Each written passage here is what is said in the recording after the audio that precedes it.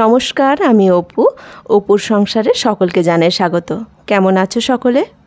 আজ আমি আমার একটা খুব প্রিয় রেসিপি তোমাদের সাথে শেয়ার করব। লাউটা আমি খুব একটা ভালো না বাসলেও লাউ পাতার বড়াটা কিন্তু আমার ভীষণ ভালো লাগে। আজ সেই লাউ পাতার বড়া রেসিপিটাই তোমাদের সাথে শেয়ার করব। তো চলো চটপট শুরু করি। সবার প্রথমে তো খুব ভালো করে লাউ পাতাগুলো পরিষ্কার করে ধুয়ে নিতে হবে। তারপর একটা মশলা বানাবো যেটা বড়ার ভেতরে পুর থাকবে। তো চলো মশলাটা কি দিচ্ছি দেখো। আমি দিয়ে দিলাম 2 চামচ পোস্ত, তারপর 7 থেকে 8খানা কাজু বাদাম, তারপর 3-4টে কাঁচা লঙ্কা, ঝাল একটু বেশি খেলে আরও 2-1টা দিয়ে দিতে পারো। এরপর দিলাম ছোটো চামচে 3 ভাগের 1 ভাগ লবণ, একই পরিমাণ চিনি। সবশেষে পনিরটাকে এইভাবে ছোট ছোট টুকরো করে দেব। তবে হাতের কাছে যদি পনির না থাকে তাহলে পনিরের বদলে ছানা দেওয়া যেতে পারে।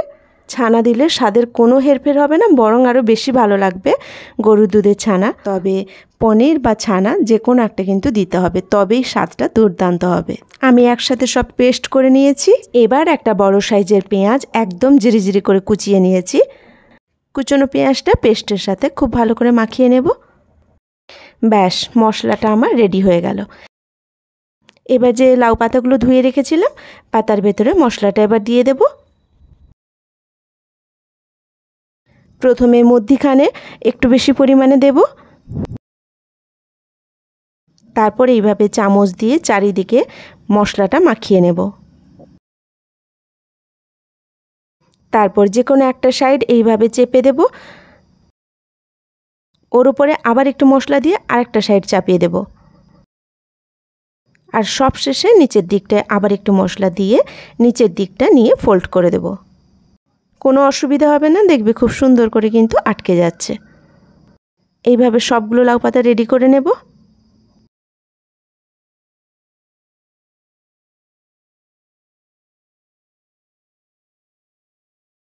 এবার একটা কড়াই বা তাওয়া গরম করে ওর মধ্যে সামান্য সাদা তেল দিয়ে দিলাম, বা সর্ষের তেল দিলেও হবে।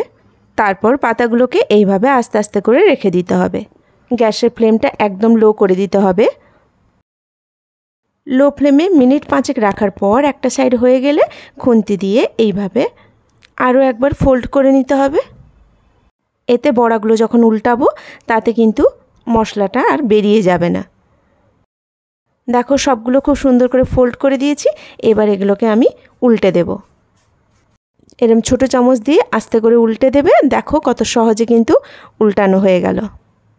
এবার এই পিঠটাও আরও মিনিট 5 লো ফ্লেমে রেখে তুলে নিলেই রেডি হয়ে যাবে লাউ পাতার বড়া।